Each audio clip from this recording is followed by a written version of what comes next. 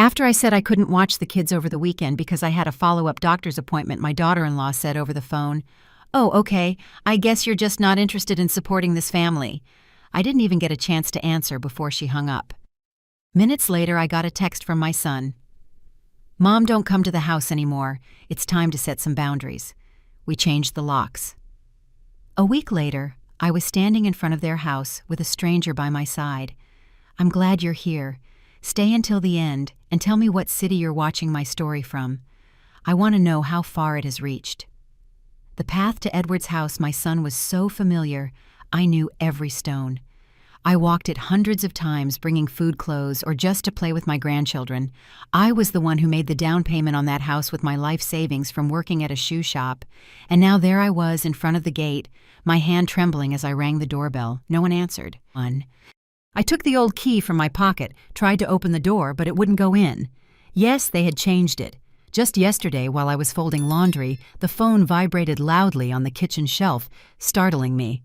The screen showed the name Laura, my daughter-in-law. I wiped my hands on my apron and answered with that old cell phone Edward had bought me years ago. "Mom, are you free this weekend?" Laura said in that fast, sharp voice of hers. "We need you to watch Isabella and Nick.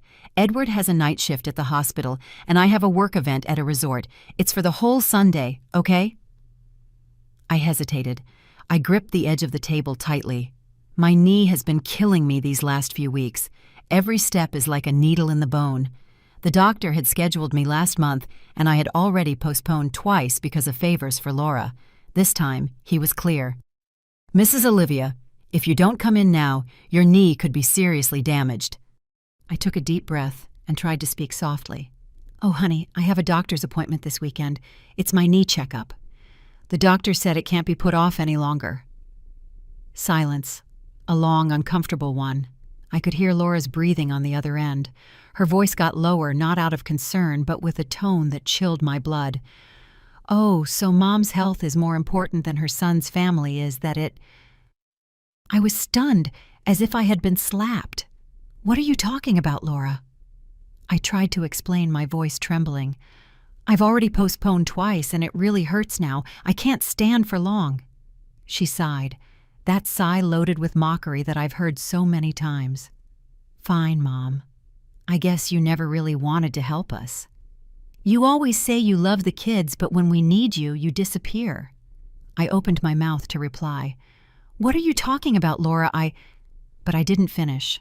The line went dead. That dial tone was like a door slamming in my face. I stood there, phone still in my hand, my heart in pieces. Laura has never been easy, but this was like a direct stab. I tried to convince myself that maybe she was stressed, that it was all a misunderstanding. But 2 hours later, Edward's message took my breath away.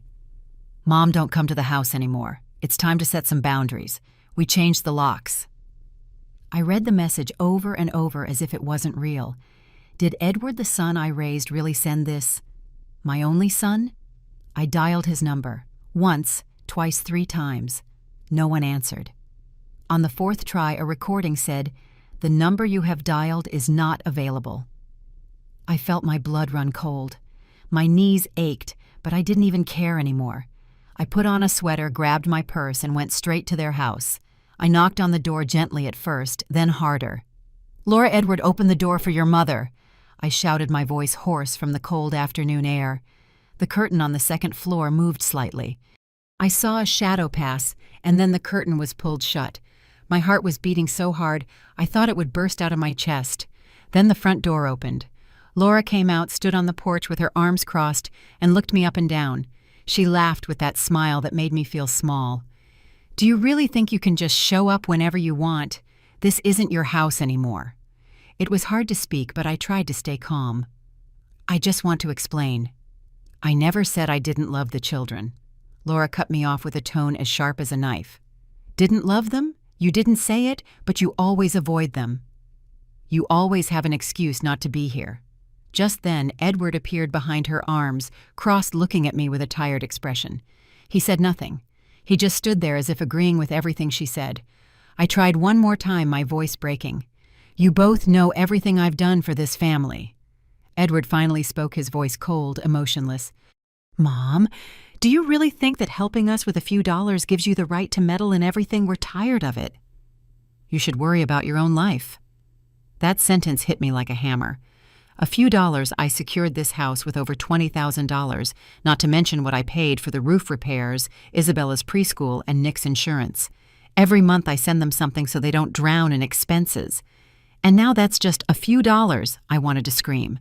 I wanted to list every penny, every day I broke my back for them. But the words wouldn't come out. Laura went back inside and slammed the door. The sound of the deadbolt was like a final judgment. I stood there looking at the steps.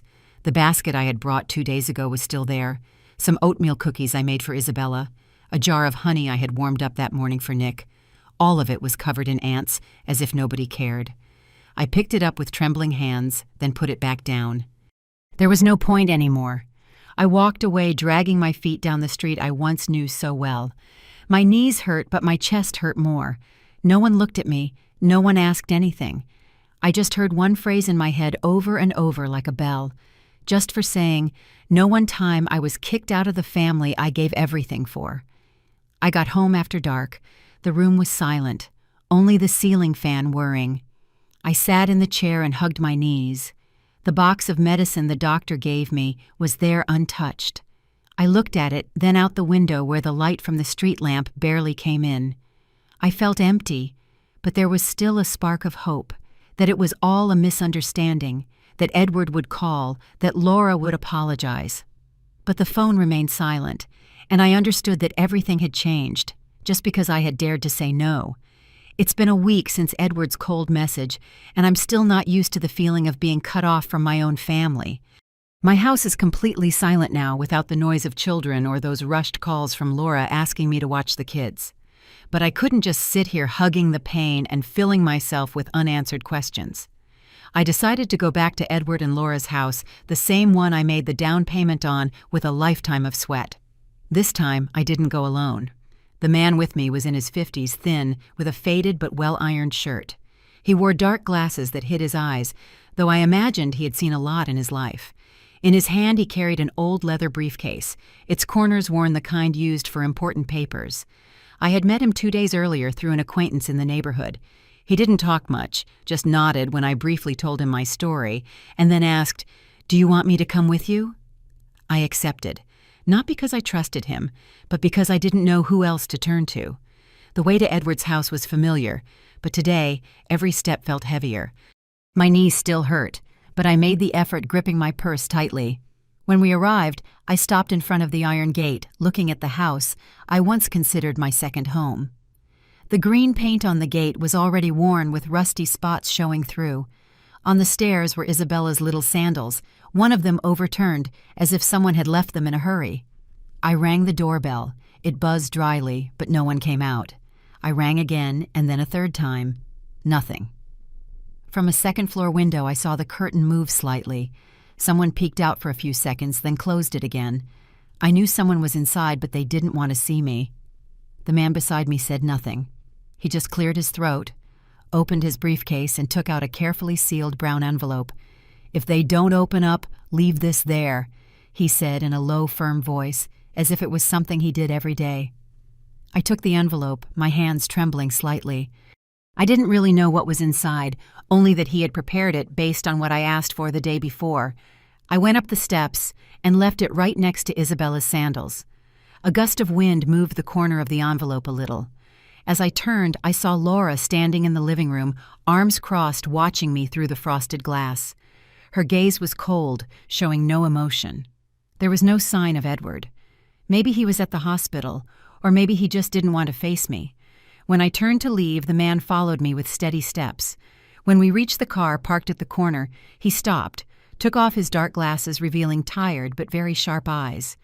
He asked me, his voice soft but firm, "Are you sure you want to see this through to the end?" I stood still, looking at my worn-out shoes. I didn't know exactly what seeing it through to the end meant. A lawsuit, getting back what I gave, or simply not letting them treat me like I was worthless anymore. "I'm not sure," I replied, my voice low but firm, "but I do know that I don't want to put up with this anymore." He nodded without another word and opened the car door for me. Instead of going straight home, I asked him to drive by the pharmacy where I usually buy my knee pain pills. I got out, but I didn't go in. I stood in front of a shop that had been closed for years. The Tree Shoe Shop. The wooden sign was worn, and of the name you could barely read half of it. I worked there for 20 years, ever since Edward was a little boy running around barefoot.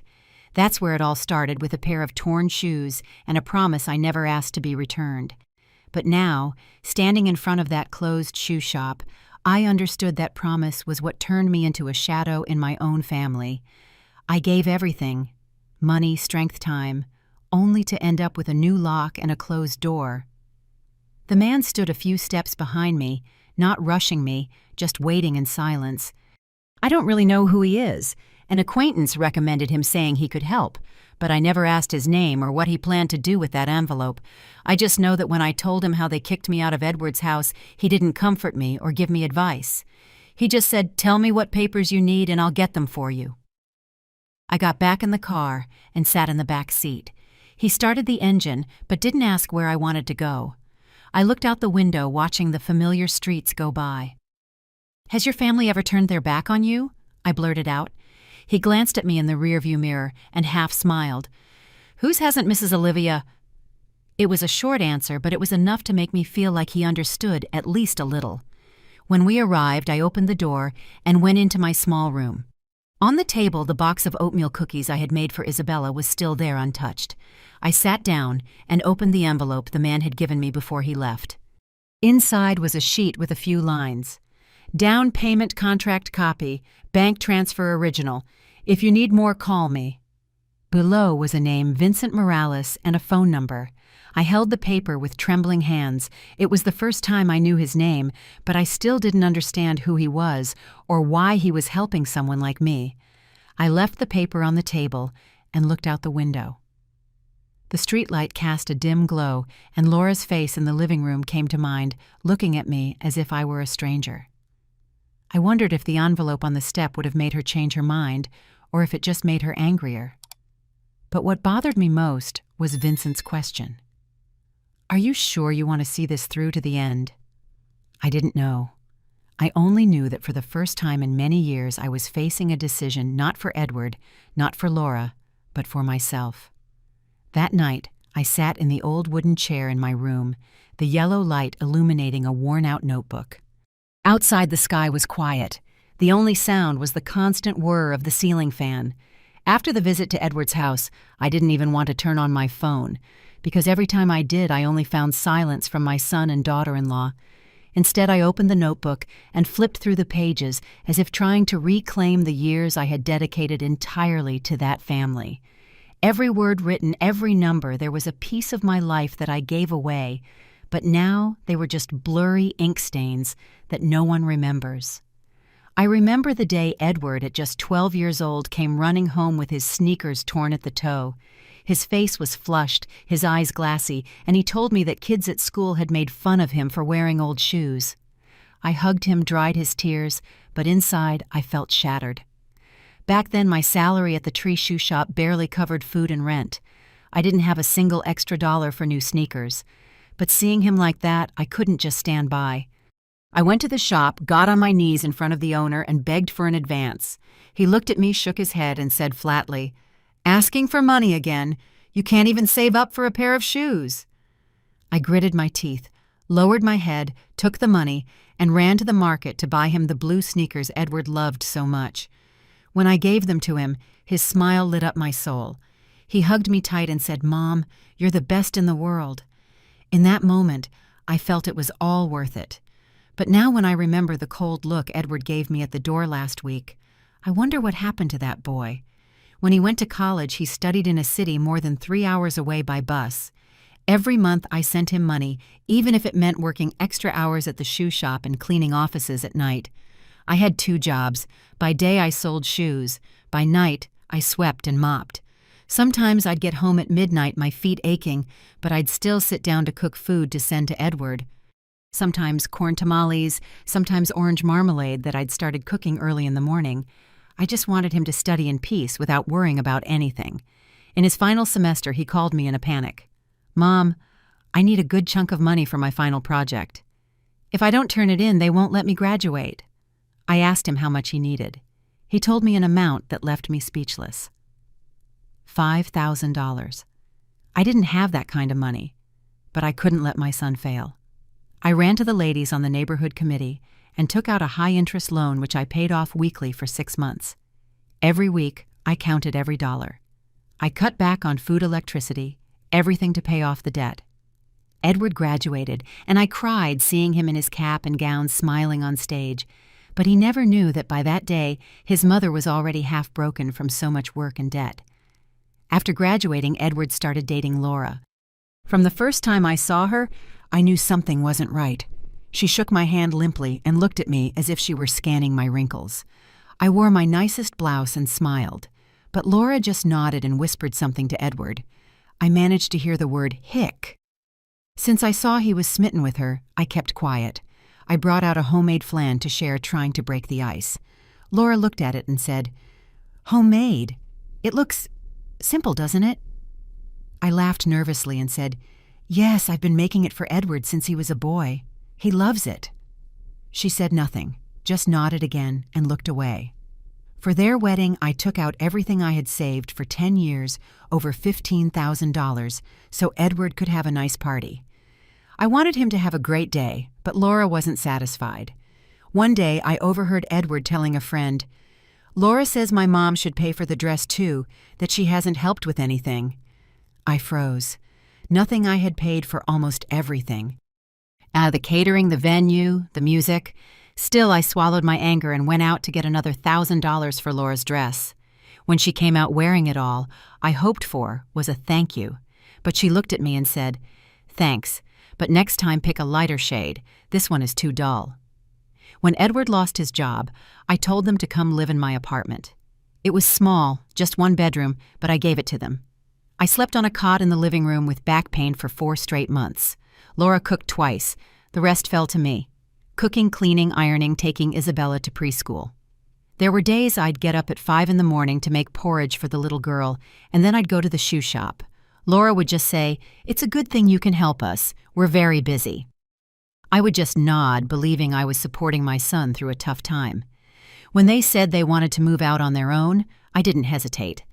I sold the piece of land I inherited out in the country, the one my parents had left me to make the down payment on the house where they live now.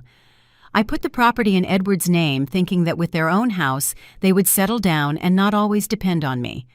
The day they signed the papers, I stood outside the notary's office watching Edward and Laura laugh together, and I felt a sense of relief. But no one turned to ask, "Mom, are you okay?"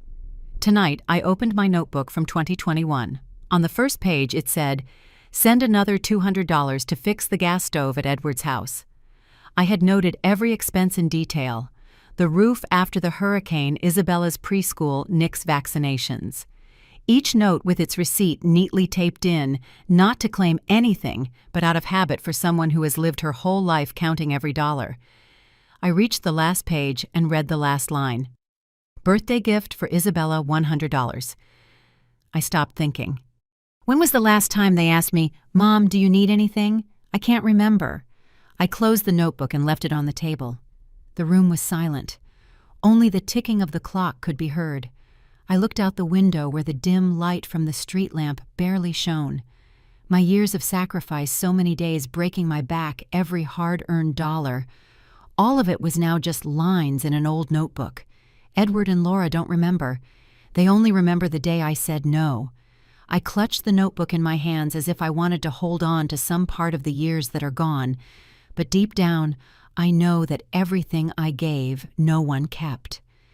The next morning after leaving the envelope at the door of Edward's house, I woke up early, but not because I had anything to do. This little house where I live now is so quiet. Only the wall clock marks the seconds. I made myself a coffee. I sat at the kitchen table stroking the notebook where I keep the accounts for Edward's family.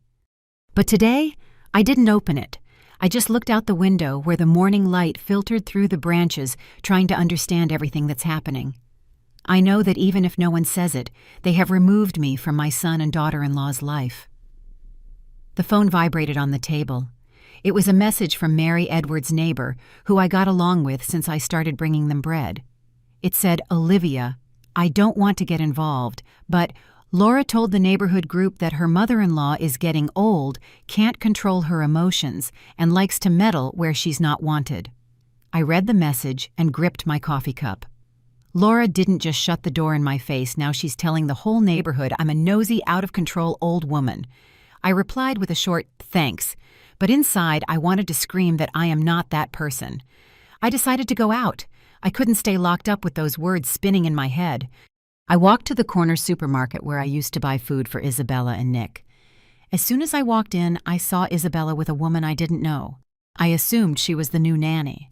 The little girl was wearing the coat I gave her for her birthday, but her eyes no longer had the same sparkle.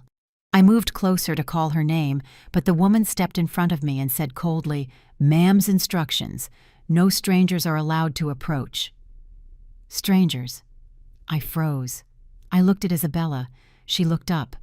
Our eyes met for a few seconds, and then she turned away as if she didn't know me. I stood there in the middle of aisles full of people feeling like a ghost. When I got home, I opened the refrigerator. Last week's food was still untouched. No one had eaten with me. On the table was still the box with the birthday gift I had prepared for Nick, a wooden puzzle I had carefully chosen at the market. There it was dusty because I hadn't had the chance to give it to him. I picked up the phone and called Edward, hoping he would at least answer. It rang 4 times, then went to voicemail. I sent him a message. "I left a piece of the cake you like. If you want, you can stop by for it." I waited for an hour, but there was no reply. In the afternoon, I went to the old church at the end of the street where I used to go to Mass every Sunday.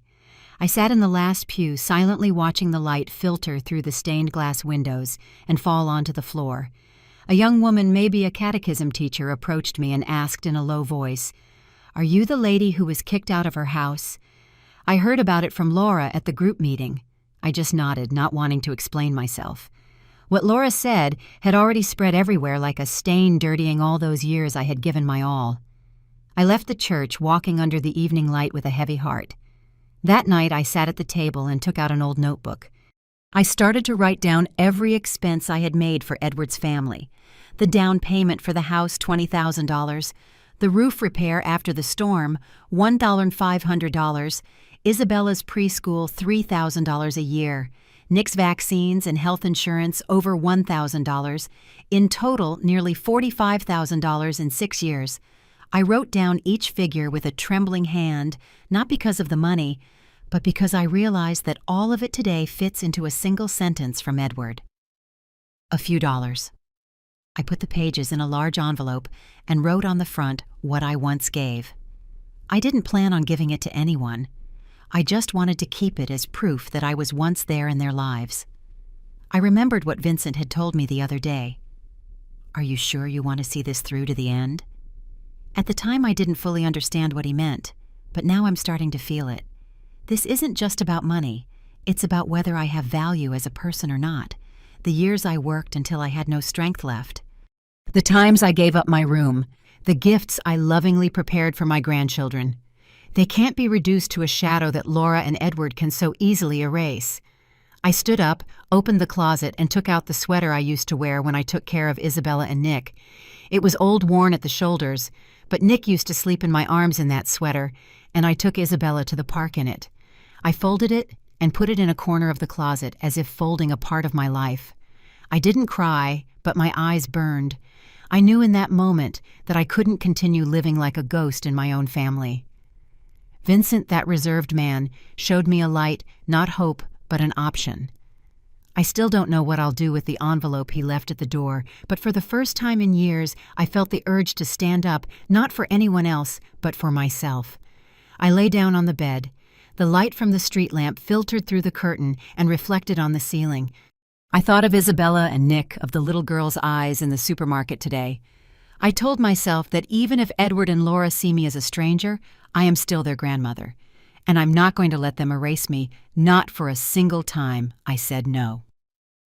A week later, I pushed open the door to the small office of Vincent Morales, the man who had accompanied me when I left the envelope at the entrance of Edward's house. The metal sign outside was already faded. You could barely read Morales and Associates Legal Services. Inside it smelled of old paper and cold coffee, and the ceiling fan made a noise as if it were telling stories no one wanted to hear. I stood there clutching the handles of my purse, feeling like I was stepping onto a path I never imagined I would take. Vincent stood up from his scratched wooden desk and pulled a chair out for me.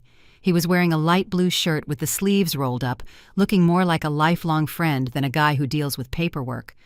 "Mrs. Olivia," he said in a deep, slow voice, "I imagine you've made a decision, right?" I nodded, sat down, but kept clutching my purse. I wasn't sure what exactly I had decided. I just knew I couldn't keep letting Edward and Laura treat me as if I didn't exist. I asked him in a soft but firm voice, "The other day, the envelope you gave me, did it have everything necessary?"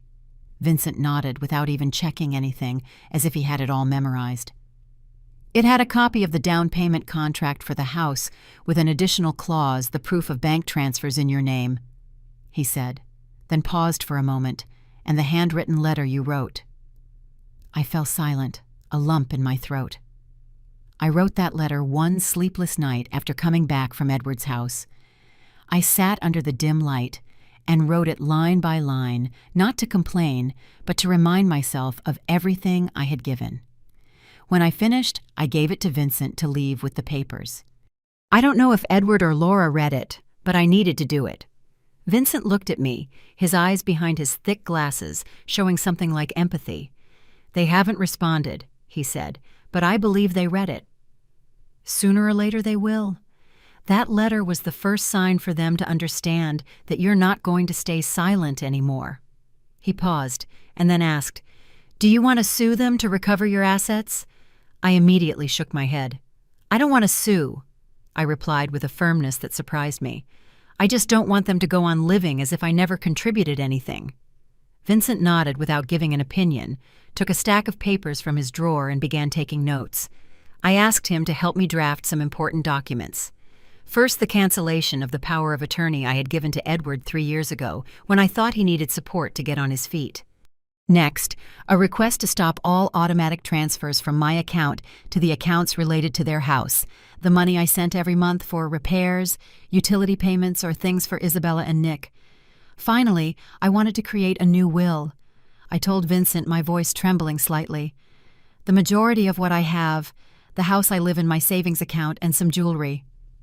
I want it to go to the House of Light Foundation, which supports abandoned women or victims of domestic violence. A small portion I want to be a scholarship for Isabella and Nick, but only if they come looking for me from the heart." Vincent wrote quickly with a firm hand without asking questions. When he finished, he pushed the papers towards me and said, "I know a young lawyer who collaborates with the House of Light. If you'd like, I can introduce you." I nodded, and I felt as if a weight had finally been lifted. For the first time in weeks, I didn't feel like silence was dictating my life. Vincent didn't judge me, he didn't comfort me. He just worked with the certainty of someone who has seen too many stories. I don't know much about him, only that he was a friend of someone in the neighborhood, and that now he does this to help people like me, people who have been cast aside by their own family. I left the office as it was getting dark. On the way home, I stopped by the market to buy some vegetables, but I couldn't stop thinking about the letter inside the envelope. What had I written that I had given my entire life, from the down payment on the house to the sleepless nights worrying about Edward? That I didn't want anything back, but I did want them to know that I am not invisible. I don't know if Laura or Edward read it, but just them having held it in their hands made me feel like I had reclaimed a part of myself. When I got home, I opened the closet and took out the old clothes I used to wear when I took care of Isabella and Nick. The sweater with the worn shoulders, the apron I wore for cooking, the sneakers with the smooth soles from so many trips to drop Isabella off at school. I folded them. I put them in large bags and sealed them with tape with a label that said, "No longer for invisible sacrifices." I didn't throw them away. I just stored them in a corner like someone putting away a part of their life. I stood in front of the mirror looking at my wrinkled face. My knees still hurt, but I felt lighter. Not because I had won anything, but because I was finally starting to stand up to not let the silence of Edward and Laura crush me anymore. I sat at the table, took out a small piece of paper, and wrote, "Thank you, Vincent. I don't know if I'll send it or not, but I needed to write it as a reminder that I'm not alone. He, with his worn-out briefcase and his deep voice, made me see that I still have the right to choose. I put the paper in my pocket, turned off the light, and went to bed. That night I slept better, even if just for a little while, because I knew I was now walking my own path, not someone else's. 3 days after leaving the envelope at the entrance of Edward's house, the phone vibrated on the kitchen table. I looked at the screen. It was Edward. I felt a small flutter in my chest, not from hope, but because I was ready for this call. I answered with a calm voice. "Hello?" Edward's voice sounded softer than I remembered, as if he wanted to fix things. "How are you, Mom? We haven't talked in a while. You've become very cold." I was silent for a few seconds, gripping the cup of now cold coffee. "I'm fine," I said, not letting emotion pull me in. Edward continued, his voice somewhat hesitant. "I think the bank notified us this week that an insurance payment was canceled. Did you make a mistake? I think it was the system." I interrupted him, firm but serene. "No, it was me, on purpose." There was a long silence on the other end. I heard his breathing, and then his voice became more tense, as if trying not to lose control. "You can't do this over something so small. Family is family, not a legal contract." I pressed my lips together, looking out the window where the morning sun filtered through the branches. "When they treat me like a stranger," I said calmly, "I also have the right to act like a stranger." Without waiting for a response, I hung up. I placed my hand on the table where the volunteer application for the House of Light Foundation still lay. I had sent my application to the House of Light right after meeting Vincent Morales. I didn't want to keep sitting in this little house, letting the silence from Edward and Laura continue to suffocate me. That Monday I went to the center for the first time.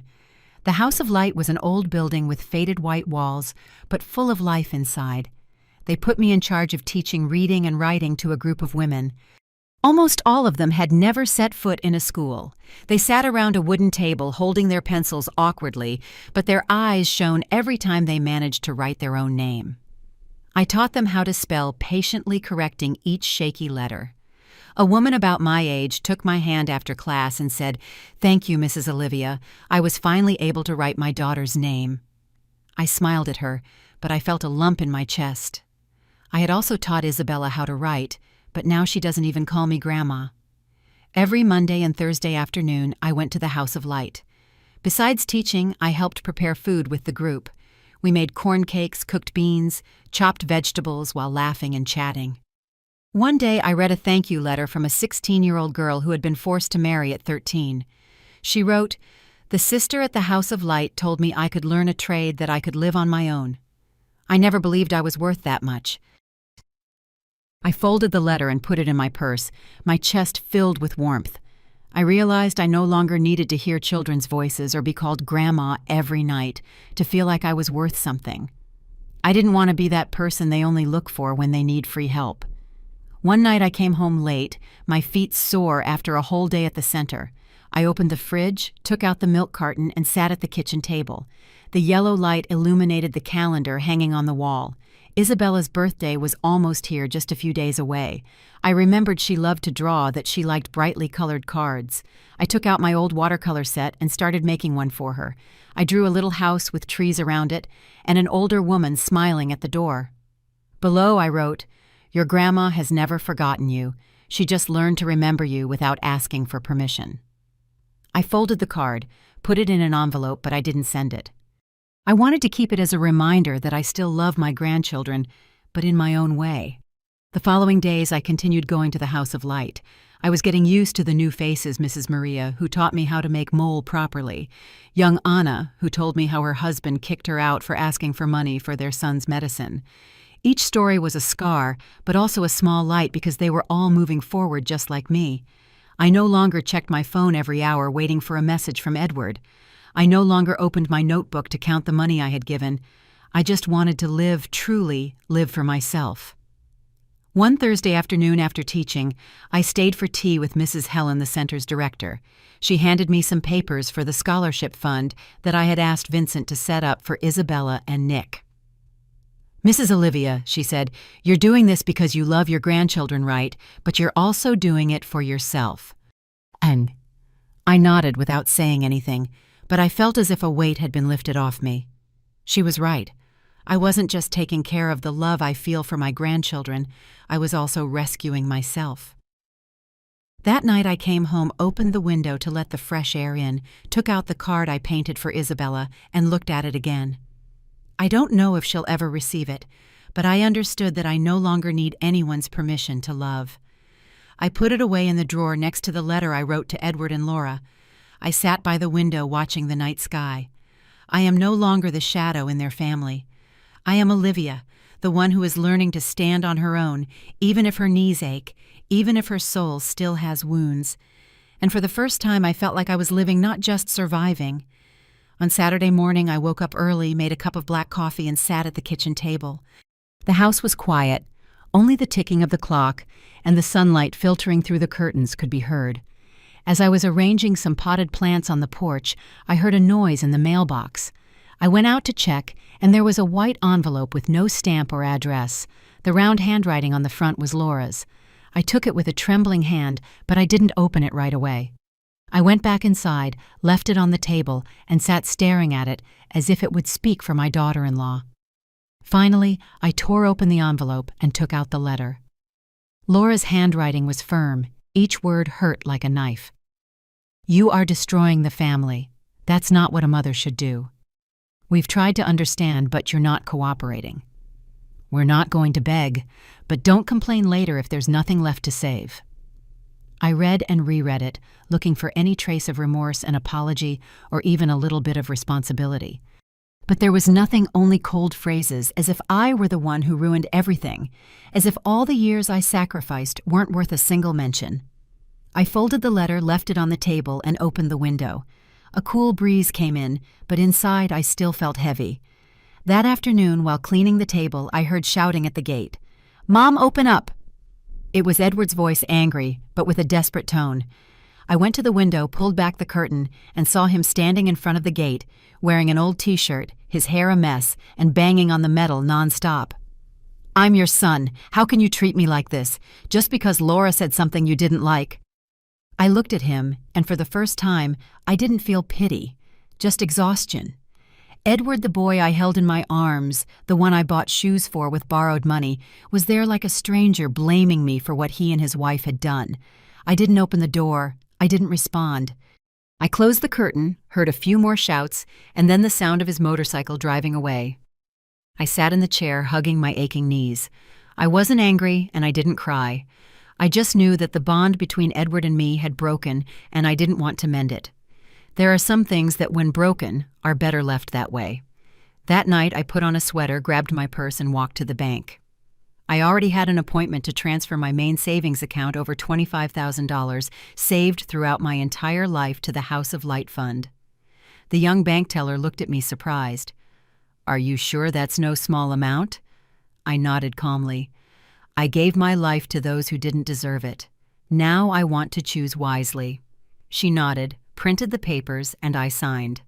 I kept a small portion for myself, just enough to live comfortably, and I opened a new account in the names of Isabella and Nick, just in case. I want my grandchildren to have something, but only if they decide to look for me, not because I force them. On the way home, I passed by the corner bookstore. The shop was small, smelling of old paper and wood. I chose a hardcover notebook, brown, simple but sturdy, and a fountain pen. The girl at the shop smiled. "Are you going to write a diary?" I nodded without saying more. When I got home, I sat at the table, opened the notebook, and wrote the first line. "Every time I say no, I am saving what's left of me." I wrote each word slowly as a reminder. I am no longer the mother or grandmother who only gives without receiving. I am Olivia, and I have the right to live for myself. Checking the mail before bed, I saw a flyer from the House of Light that said, "Women were not born to serve in gratitude." I took it, read it over and over, and then pinned it to the corkboard next to my bed. The old family photo, me, Edward, Laura, and the kids, I had taken it down last month. I didn't need it anymore. That flyer, with its simple but powerful phrase, was enough to remind me that I was on the right path. The next morning, I went back to the House of Light. I helped Mrs. Helen organize the paperwork for some new women who had arrived at the center. A young woman, Rose, told us that her husband's family threw her out of the house because she refused to hand over her entire salary. I listened to her, nodded, and told her about the literacy group I'm leading. Rose smiled and told me, "Mrs. Olivia, you make me want to try again." I smiled back, my heart feeling lighter. Here I not only help them, but I'm also finding myself a woman no longer defined by invisible sacrifices. That afternoon when I got home, I took my watercolor set out of the closet. I painted another card for Isabella, although I still didn't know how I would get it to her. This time I painted a field full of daisies with an old woman standing in the middle, holding a balloon. I wrote, "I'll be here in case you want to find me one day." I folded the card and put it in the drawer next to the previous one. I was in no hurry to send it, but I knew I would when the time was right. I stood up, made a cup of tea, and sat by the window. The wind came in smelling of freshly cut grass. I no longer wait for the phone to ring. I no longer check for messages from Edward or Laura. I cut that broken tie, and for the first time I felt free, not because I had stopped loving my family, but because I learned to love myself. It's been a year since I last hung up the phone on Edward, since I decided to break the frayed thread that connected me to his family. I spent that first winter alone, truly alone. No calls, no children's laughter, no parties filled with cake and joy. My little house was silent, but it no longer felt heavy. I found a new rhythm, a part of myself that Edward and Laura had buried. I still go to the House of Light every week. It's a habit now. I teach women who have never held a pencil how to read. I clean the storage room full of donated clothes, and I help fill out applications for those who need it most. Once I sat with Mrs. Helen to fill out a form for a young woman named Sarah. Her stepfather had kicked her out of the house after she dared to call the police on him for abuse. I wrote down each detail. As Sarah spoke, her voice trembling, but with great firmness. When she said, "I want to learn to sew so I don't have to ask anyone for money anymore," I smiled at her and handed her a sheet of paper with a pen. I told her, "Write your name. Start from there." Seeing her eyes light up, I saw myself reflected in her, someone who was once ignored, but is now learning to stand on her own. One Friday afternoon, I was watering the potted daisies on the porch. The water fell gently onto the soil. It was cold, but I liked the feeling. It kept me awake. I heard a knock on the door, soft but insistent knocks. I wiped my hands on my apron and opened it. There stood Edward, thinner than I remembered, with a grown-out beard and sunken eyes as if he hadn't slept in days. He was holding Nick in his arms, wrapped in a thin blanket, sleeping soundly. Beside him was Isabella, with a crumpled plastic bag, and her eyes wide as if she was holding back tears. I looked at them, said nothing, just felt a twinge in my knee. Edward spoke quietly, his voice raspy.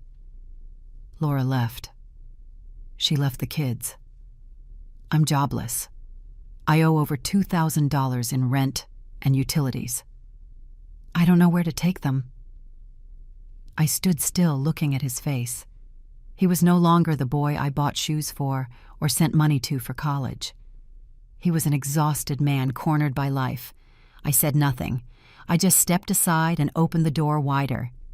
Isabella was the first to enter with soft steps, and then she turned to look at me and whispered, "I missed your house, Grandma." Her little voice was so soft, but it warmed my soul. Edward put Nick on the living room sofa and suddenly collapsed to the floor, his face in his hands.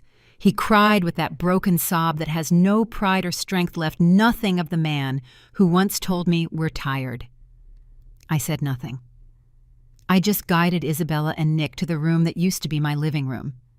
I had set up 2 small beds months ago, not because I knew they would come, but because I wanted the house to always be ready for them. I picked up Nick, laid him down, and with a wet wipe, I cleaned his hands and feet.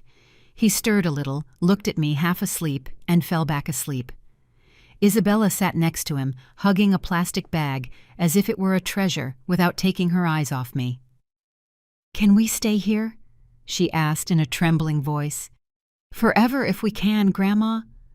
I looked at her with her tangled hair and cheeks flushed from the cold. I stroked her head and said, You stay with me for as long as you want." Isabella smiled a faint but sincere little smile. I stood up, put a small blanket on Nick, and went back to the living room. Edward was still there, his head down. I poured him a glass of water, placed it in front of him without saying anything. I didn't want to comfort him nor scold him. I just wanted the children to be okay. I went to the room to see if Isabella had taken off her shoes. She was sitting on the bed taking an old doll out of the bag, the gift I had given her 2 years ago. "I've always taken care of her," she said, hugging the doll. I nodded, sat beside her, and felt a warmth inside me. I didn't need Edward to apologize, nor for Laura to come back. I just needed Isabella and Nick, these 2 children I've loved since they were born. That night I cooked a small pot of chicken soup, and the smell filled the house. Isabella helped me set the table, and Nick woke up babbling and pointing at things. Edward ate, but without looking up, without saying a word. When he finished, I walked him to the door and said, "You come back tomorrow, but tonight, find a place to sleep. I will take care of the children." Edward looked at me with red eyes, just nodded, and went out the gate. I closed the door and went back to see Isabella drawing something on a piece of paper. She looked at me and asked, "Are you mad at my dad?" I shook my head. "I'm not mad. I just want to do what's right for you." That night, I lay down on the sofa, listening to the soft breathing of Isabella and Nick in the room.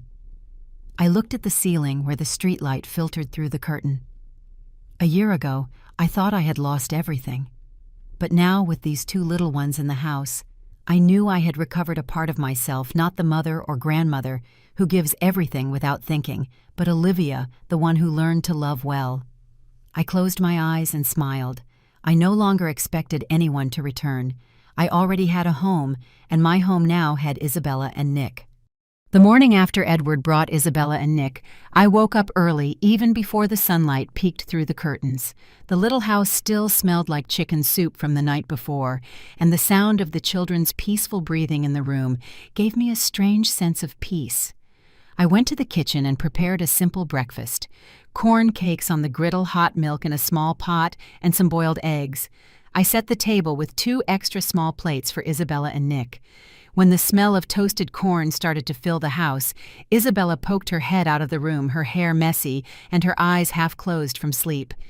"Did you make corn cakes, Grandma?" she asked, all excited. I nodded with a smile. "Come and eat, sweetie, before they get cold." Edward emerged from the corner where he had slept on the sofa. He was thinner than I remembered, with an old t-shirt that was too big for him. He sat at the table, lowered his head, and ate in silence, chewing slowly, without saying a word. Isabella picked up Nick and put him in the high chair I had stored away long ago, then started feeding him his bottle. Watching that scene filled me with mixed feelings, warmth and sadness at the same time. I waited for Edward to finish eating, and then I spoke, my voice calm. "The children are going to stay here, but you need to find another place to live." Edward looked up, his eyes wide as if he couldn't believe what he was hearing. "Mom, I know I messed up," he muttered, "but I have nowhere to go right now." I cut him off firmly, but without harshness. "I've already forgiven you, but I can't go back to the way things were. This house isn't for adults who make mistakes and don't take responsibility for them." I took a small piece of paper from the drawer and wrote down the address of a job support and social reintegration center that Sister Helen from the House of Light had mentioned to me. I left the paper on the table in front of him. "You can start over," I said, "but not by hiding in your mother's arms." Isabella, who was still feeding Nick, overheard. She dropped the spoon, ran over, and grabbed her dad's hand, her voice trembling. "Where are you going, Dad? You need to stay too." Edward knelt down, hugged her tightly, his eyes red. The tears came out, one of those whimpers that no longer has any pride, no shadow of the man who once told me, "Stop meddling." I stood up and went out to the porch to give him his moment to say goodbye. The morning air hit my face cold, but it didn't bother me. I looked at the potted chrysanthemums and thought about the days when I believed I had to give everything to keep this family together. That same afternoon, Edward packed his things. He only took a broken backpack and an old cell phone. Before walking out the door, he turned, looked at me, and said, "I'm not going to ask you for anything anymore, but if you ever need me, I'll be back, this time to help you." I nodded without a word. I didn't cry, nor did I feel like I had won. I just felt a strange calm, as if I had finally let go of something I had been carrying for too long. When Edward left, I went back inside. Isabella was on the floor playing with the old doll I gave her. Nick was lying on the rug, babbling and pointing at a small plastic ball. I sat next to Isabella, stroking her hair. She looked up, placed her little hand on my knee, and asked, "Are we making Grandma sad?" I hugged her, feeling her warm little body. "No, sweetie," I said in a quiet voice. "With you two here, this house finally feels like a home." In the evening, I took the children to their room. I told Isabella a story about a little girl and a lost kitten, the same one I used to tell her when she was little. Isabella giggled softly, hugged her doll, and fell asleep. Nick, lying next to her, grabbed my finger with his tiny hand and closed his eyes. I sat there watching them, feeling that this house didn't feel so empty anymore. I stood up, turned off the light, but left a small lamp on in the corner, its yellow light softly illuminating their faces. The next morning I walked Isabella to school. She held my hand and happily skipped along the sidewalk. "Grandma, we get to draw in class today," she told me, her eyes shining brightly. I smiled and stroked her head. "Do a good job and bring it home for me to see." On the way back, I stopped by the House of Light, bringing a box of homemade cornbread to share. Helen met me at the door and asked, "Is it true you've taken in 2 children?" I nodded and briefly told her about Isabella and Nick. She smiled. "Mrs. Olivia, you didn't just save them, you also saved yourself." That afternoon, I returned home and prepared a pot of bean soup for dinner. Isabella helped me stir the spoon, and Nick, sitting in his chair, banged on it with a plastic spoon. I looked around the house and saw the card I had made for Isabella's birthday, still tucked away in a drawer. I took it out and gave it to her. "It's yours," I said. Isabella's eyes grew wide. She hugged the card and whispered, "I love you, Grandma." I smiled. I didn't need anything else. I know I've forgiven Edward, but forgiving doesn't mean going back to the way things were. I learned to set boundaries, not out of selfishness, but because I deserve to live with dignity.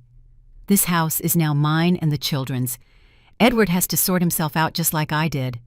And for the first time, I felt that I wasn't just Isabella and Nick's grandmother, but Olivia, a woman who found herself again.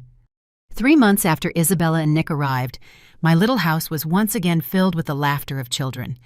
Every morning I wake up early, prepare a pot of hot tea, and make breakfast for the 2 of them. Isabella loves cornbread with jam, and Nick loves warm milk with a little bit of honey. I stand in the kitchen, listening to Isabella sing softly in her room, while Nick babbles and points at his toys on the rug. The house, once cold and quiet, is now full of life sounds and warmth. One day, Isabella ran out of her room with a crayon drawing. She held it up proudly. "Look, Grandma." In the drawing, I am in the middle wearing my usual sweater, Nick with a red ball on the left, and Isabella with her ponytail on the right. In a corner, she wrote "Grandma" in crooked but clear letters. I smiled, smoothed her hair, and said, "It's beautiful. Should we put it on the fridge?" Isabella nodded, went to get tape, and carefully stuck her drawing on the refrigerator door. Right next to it was the paper from the House of Light, the one that said, "My donation helped more than 20 women leave violent homes and start over." Seeing both things together, I felt a peace in my chest, as if I had finally found my place. Every day I walk Isabella to school. She holds my hand, skips along the sidewalk, and tells me about her friends and her teacher. "We learned to draw trees today, Grandma," she says, her eyes glowing. I nod and remind her to bring her drawing home. At home, I play with Nick, teaching him to talk. He's already starting to say "Grandma" in his shaky little voice, and it makes me laugh every time I hear it. In the afternoons, I cook with Isabella. She loves to stir the soup pot, and I teach her how to add just the right amount of salt. These moments, so simple, yet so warm, make me understand that a home isn't just a roof, it's where there is love. Edward sent letters from time to time. The first one arrived 2 weeks after he left. In crooked handwriting, he said he had gotten a job as a salesman at a hardware store. He didn't ask for money or beg for anything. He just wrote about his job and asked about Isabella and Nick. Once he wrote just one line. "I understand why you couldn't save me again. Thank you for continuing to save the children." I read the letter without crying, but something loosened in my chest. I found a photo of Isabella laughing on a park swing. I wrote a few lines back. "Be someone they will be proud to talk about." I sent it without expecting a reply. I just wanted Edward to know I was watching from a distance, in my own way. One spring morning, the sky was clear, and the sun bathed the street in front of the house. I made tea, sat at the table, and watched Isabella read a children's book while Nick played on the rug with a gray stray cat. The cat had shown up 2 months ago rail thin, but Isabella insisted on keeping him. Now he's plump and always curls up with Nick when he sleeps. I looked around the house. There are no luxuries. Some old chairs, the kitchen table with a broken corner, a few pots of chrysanthemums on the porch. But there is warmth enough to make it feel like a home, a real one. I stood up, opened the drawer, and took out the card I had made for Isabella's birthday. I had sent it to her on that day along with a small cake. Isabella hugged me and said, "You make the best cake."